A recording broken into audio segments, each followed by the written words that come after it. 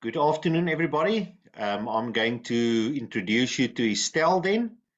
Estelle Moret, Certified Money Coach, and welcome to this session on money and emotions. Estelle, you're welcome to take over.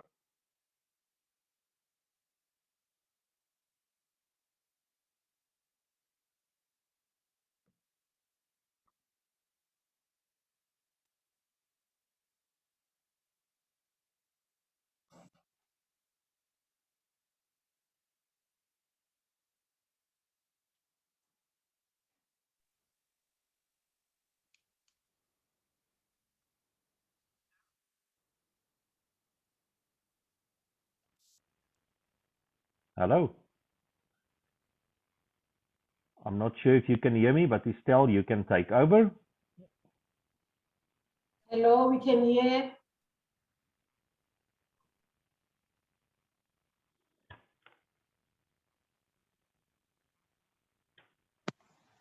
Can you hear me? Yes, we can. Okay, thanks. I'm sorry, I'm a little bit late. My internet connection isn't the best today, so let's hope for the best. Okay. No, you're welcome, Estelle. I think I also had some sound issues initially when I did the introduction, but you are all very welcome to today's session, and we are looking forward to learning more about emotions and money. Thank you, Estelle. Okay, Jaco, can you see my presentation? Not yet.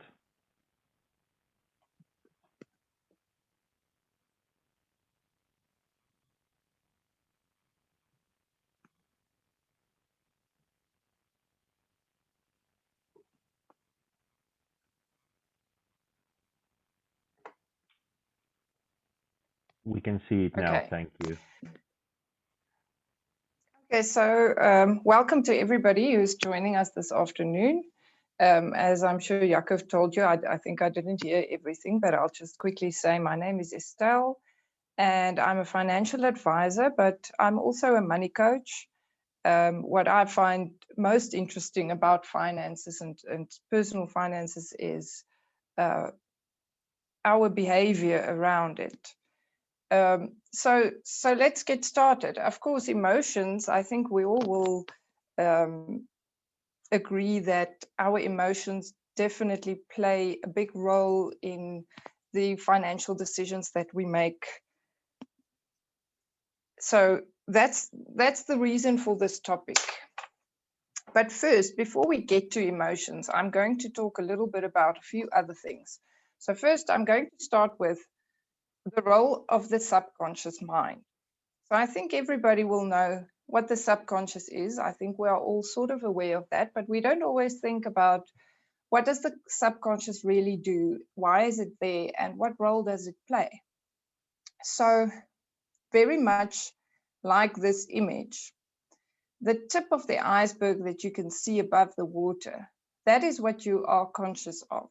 That's your conscious goals in life and what you do and so on. And the part that is underwater is the subconscious. And also important here to know is that even though we talk about conscious and subconscious as though there are two areas, but it really is more a spectrum. You have things that are conscious and things that are less conscious and even less conscious. So that's also important to remember that. And this image is so effective because it really is a lot more than that you are not conscious of than what you really are conscious of. And it plays a big role. And the fact that you aren't conscious of it, that is what causes us to often be in a bit of a difficult situation, because you do things and you have certain patterns, but you don't know why. And this explains why. It's because it's in the subconscious where you don't see it. But the good news is that we can make that conscious and we can take certain steps to become conscious of it. And then we can work with it rather than working against it. So first of all, I'm going to talk about the prime directives of the subconscious mind. So the first one is in your subconscious. That's where all your memories are stored. And even though you don't consciously remember it, everything that ever happened to you is still there. You just don't know about it all. And the subconscious mind also organizes your memories in a certain way. The next thing is the subconscious mind is where our emotions are seated. And hand in hand with that, the subconscious mind also runs our bodily systems. And we will still get to a question about this, but I want you to start thinking about, what does my body have to do with emotions? So the bodily systems will also include breathing and heartbeat and so on, of course. Oh, and I see there is a chat message. I forgot to say this. Yes, I will share the presentation afterwards. If anybody has any comments or questions, please feel free to interrupt me. You can unmute yourself or raise a hand, whatever you want. You are very welcome to interject. Okay, then the next thing is the subconscious likes to serve. It wants to serve. That's why it is there. And it wants to please you. So it's very much like a little puppy. It will do everything you teach it to do. And it really wants to help. Anybody who has ever had a toddler will know that a toddler always wants to help, even though they don't really help. But they want to help, they want to serve, and that's the subconscious is a lot like that. But you can imagine if you have a little puppy and you don't teach it well, then it makes things more difficult for you. But if you teach it well, then a puppy, we all know what dogs can be capable of. It can really help us if we utilize it in the right way. So important to remember is it wants to serve you, and it does everything that it understands from you that you are communicating it. So you communicate something, and whatever your subconscious thinks or how your subconscious interprets that message, that is what your subconscious will respond to. So even though we don't always it doesn't feel like it, but your puppy is doing whatever you tell it to do. You just have to reformulate your message if it doesn't respond the way you want it to. Okay, then the next thing is perception. So I think we all know this image. There are two ways that you can perceive this image, and your perceptions are also stored in your subconscious mind. And the last one is the subconscious mind responds to positive messages. It doesn't process negative messages. So if I tell you, don't think of a pink elephant, I know for a fact that you are thinking of a pink elephant, and not just because you are looking at a picture of a pink elephant. So how this ties in with our discussion around money is if you say to yourself constantly, I wish I didn't have any debt, all your subconscious mind is hearing is we should go towards, we are moving in the direction of having debt. So that's just, these are some of the things that the subconscious does. There are more, but these are the most relevant ones. Now, I'm going to ask you a question, which may sound like a strange question. How do you know when you are angry? And this time I want you to please raise your hand or write in the chat box to tell me, how do you know when you are angry?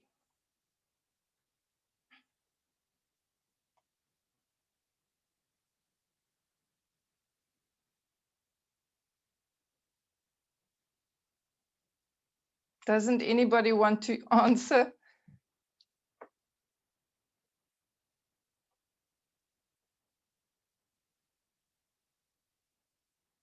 Okay, I see I have one chat message. Okay. Lynette, I'm adjusting my microphone. Lynette, could you please just indicate for me if you can hear me clearly? Yes, I can hear you clearly.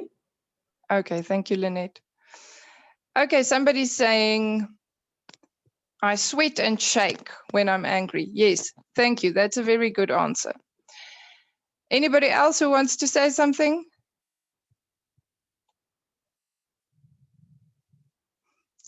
Okay, I'm going to continue, but if you want to add something in the chat message, please feel free. So yes, that's one of the things. Usually when you are angry, you feel that your heart is beating faster, you feel flushed, you may be trembling or sweating. So those are all physical reactions.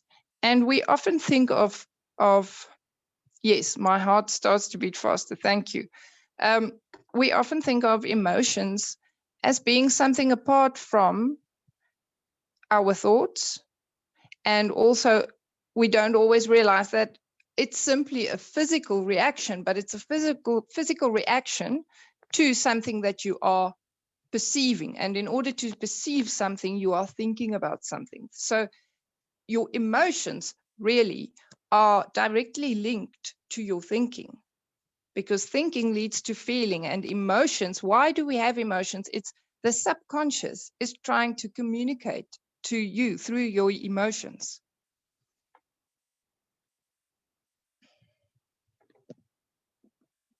Okay, I just want to get my slideshow. There we go. So let's talk a little bit about alignment and congruency.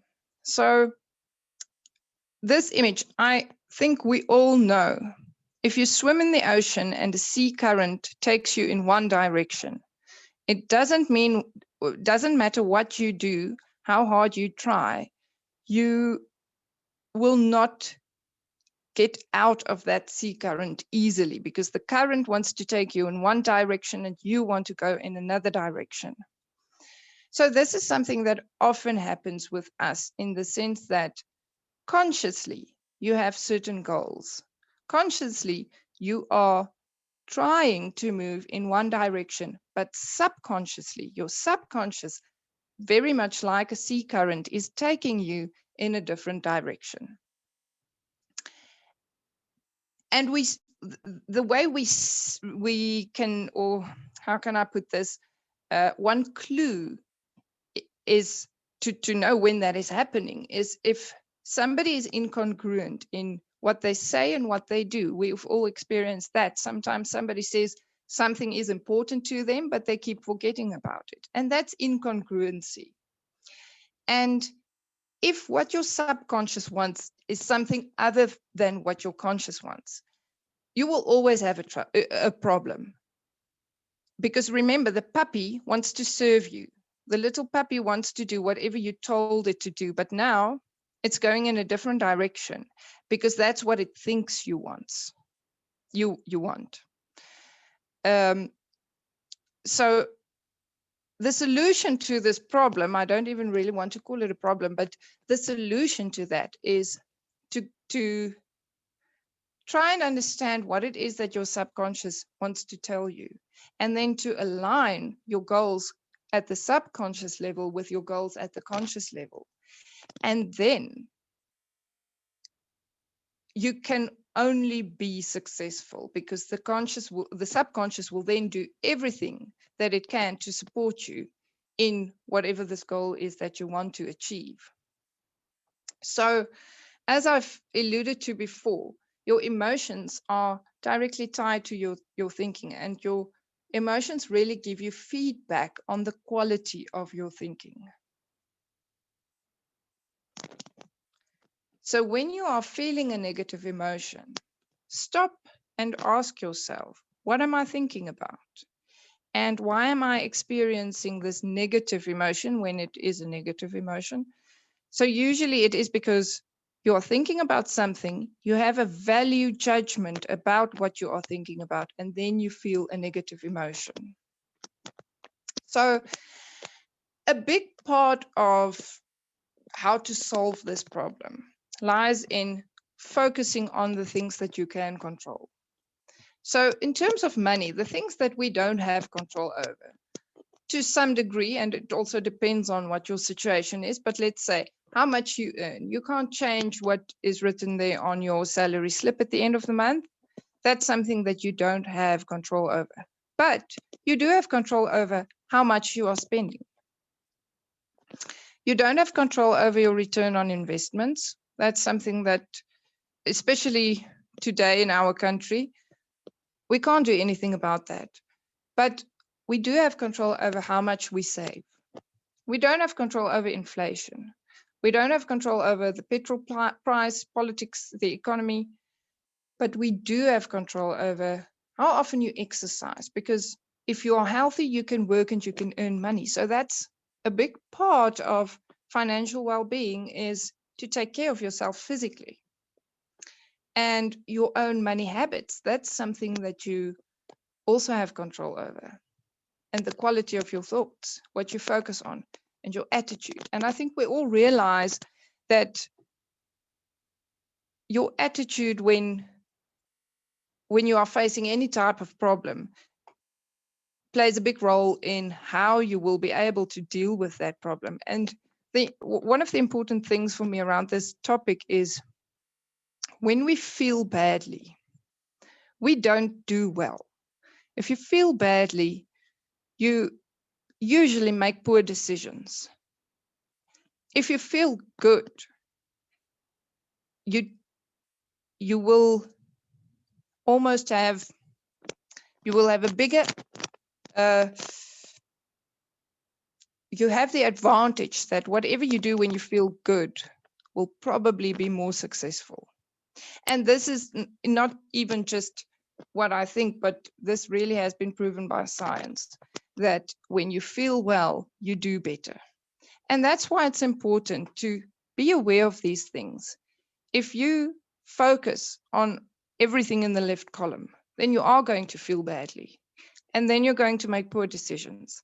If you focus on what's in the right column, then you will start to feel better about your situation. You will start making better decisions, and your situation will improve. So I want to share a few tips with you when dealing with negative emotions. It may sound like I'm oversimplifying this, and in a way I am, because we only have so much time today. So this really is a simplified version of the whole story. But I know it is difficult when dealing with negative emotions. It's not as simple as, oh, I'm just going to stop thinking about the fact that I don't have enough money and feel better. So I'm not trying to say that it's that easy. So one of the practical things that you can do is, when you feel anxious or overwhelmed or whatever negative emotion it is that you're feeling, the first thing that you can train yourself to do this. First, notice your state. Just take a few minutes, don't think about anything else, and just notice what's happening in my body. What do I feel? What do I feel emotionally? Why am I feeling this? And again, this is also something scientifically proven, that when you notice what state you are in, that already makes you feel a little bit better. Then you can also utilize eye movements. If you sit up straight and keep your head in the same position, but look up with your eyes toward the ceiling, that has a certain neurological effect on your body. And you can also look only with your eyes without turning your head. Look to the right slowly and look to the left slowly, and breathe in deeply. Do a few breath exercises, and that already will help you to work against that feeling of anxiety, feeling of overwhelmment, until you are just in a better state where you can start to decide, now I'm going to focus on what can I do? What do I have control over? And that's where you set the ball, you set the process in motion of feeling better and making better decisions. So that's the short story. I would like to hear a little bit from you. If anybody can please tell me, what have you learned in this presentation, and also how does this relate to your everyday life? Because I think we all have some things around money that we feel negative emotions around. I often have clients telling me that I'm so ashamed of this. Usually people are ashamed of the debt that they have, that they struggle to pay back. Sometimes people hide things from their spouses regarding money, and there are so many negative emotions about this. And a bit of a problematic thing is the fact that we are often too ashamed to talk about it because it's so personal, and we all learned when we were children you don't talk about those things, which I think also has its merit. But taking the first step to talking about these things often is really all that we need, because then you realize that you are not alone in facing these problems. So is there anything that anybody would like to share, or any questions?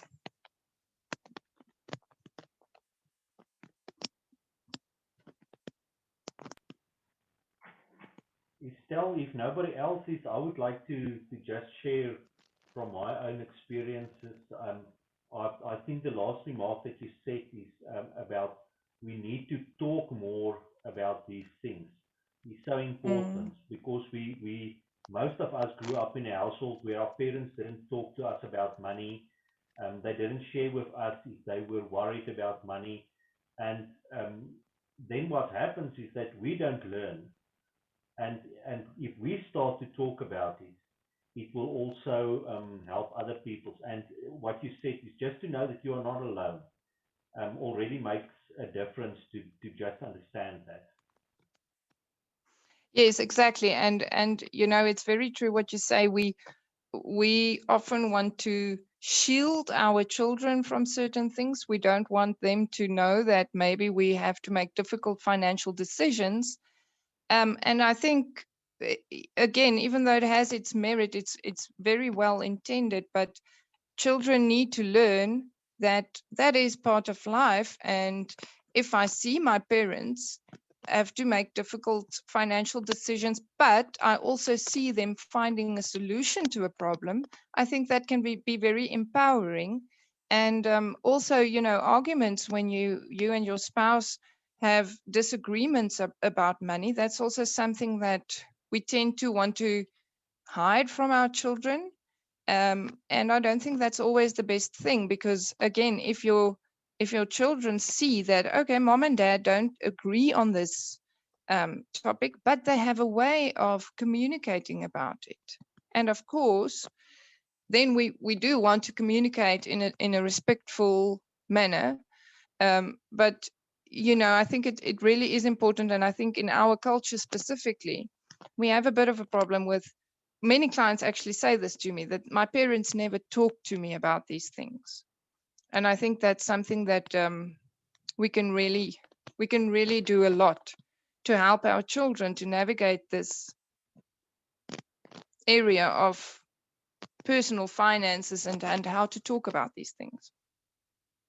Okay, Masentle said yeah in the chat message, I learned that we have no control on our income, but we have control on how we spend it. This is very true.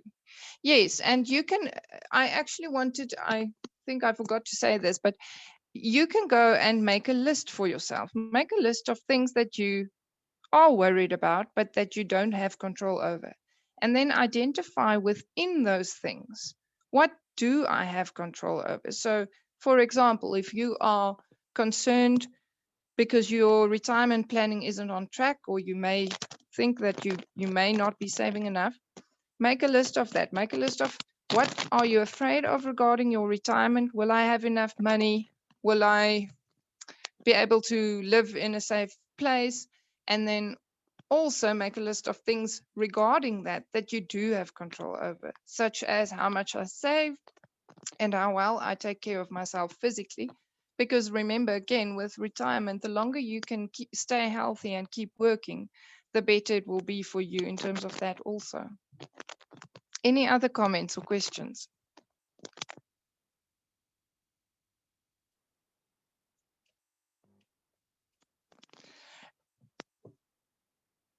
Actually, something that I also wanted to still add is making a list. I did refer to gratitude, but if you make a list of 10 things that you are grateful for every single day, then you are literally rewiring your brain to see the positive things in a situation. And then it also comes easier if you come from a position of gratitude, then it's easier for you to see solutions and opportunities. So I would definitely recommend doing that.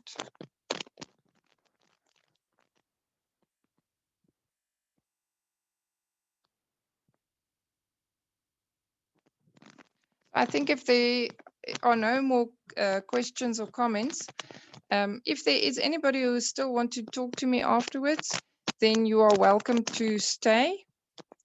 So I will stay on if anybody else want to still ask questions or make any comments.